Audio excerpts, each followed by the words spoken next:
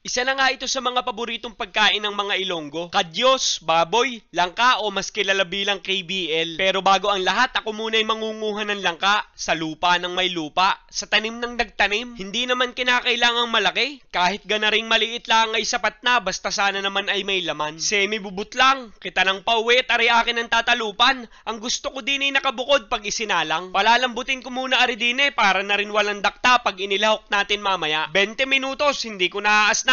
Tatakpan ko na lang. At kita'y magbabangin naman. Bata ang piyesang gagamitin pero pwede rin namang ibang parte. Basta't maganda ang kombinasyon ng taba at laman. Malakas ang baga, ari na may mabilisan. Gugulatin ko lang. Huwag kang mag-aalala kung may ganyang napuruhan. Kakaskasin ko ng kutsilyo, walang problema yan. Mas maganda pa yan sa totoo lang. Extra flavor na may lasang usok ang kalalabasan. Aring kawali na may minantikaan ko na. Gigisahin ko muna saglit aring sibuyas at luya. Oo, tama ka. Hindi natin kailangan ng bawang. Pinalabas ko lang ang aroma at ilalagay ko na ring binanging pata. Hilaw pa'y maganda na ang itsura, diga? Ari naman ang tunay na black-eyed peas kung sa Ingles at kadyos naman sa Katagalugan. Kasabay na ng patat, napakatigas naman niyan. Merong isang bigkis na tanglad at ari naman ang batuan. Medyo mahirap hanapin, nanggaling pa sa Iloilo yan. Kalimitang ginagamit nilang paasim sa kanilang mga pangulam. Bigyan ko ng isang 4 cube at saka ko papatisan. Tantiameter lang ang inaasahan, saka ko aasinan. Freshly ground black pepper, sabay sabaw ng malinis na water from Pasig River. Mamaya ko na dadagdagan para hindi mahirap takluban. Haluin ko lang ng isa para pantay-pantay ang kamada bago ko saraduhan. Mahaba-habang palambutan at makalipas ang kalahating oras ay ari na ang naging itsura. Kumulay na ang kadyos pero matigas pa pati pata. Wala pa ring pinagkaiba, malayo pa sa katotohanan. Kaunting tiis pa kahit gutom na. Sisiguraduhin ko namang sulit ang ipag-aabang. Tatakloban ko na muna uli ng isa pa at makalipas ang 1 oras at 20 minutos ay di ari na. Semi-wiggle-wiggle na ang pata, pati kadyos mo malambot na.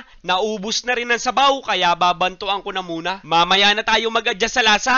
At aring langka ay pupwede na nating isama. At syempre, hindi yan mawawalan ng siling kinumpas at saka siling almoranas para may tadyak ng anghang. Grabe nga pala re. Garning-garni sadya ang mga gusto kong pang-ulam eh. Karning malambot, maasim na sabaw with matching gulay. Agay! Papupusya-pusyawin ko pa ng bahagya para mas lalo pang gumanda ang itsura. Are ang mga tunay na sinasabing pangdiinan. Sadyang pilay ka kinabukasan. Ayay na! Ay sa masarap eh. Ay ano kang gagawin? Kaunting alat pa para arkam na arkam. Tapos talbos ng kamote ang pangwakas. Ay sus! Tapos na ang usapan. Ito na ang sukdulan ng kasarapan.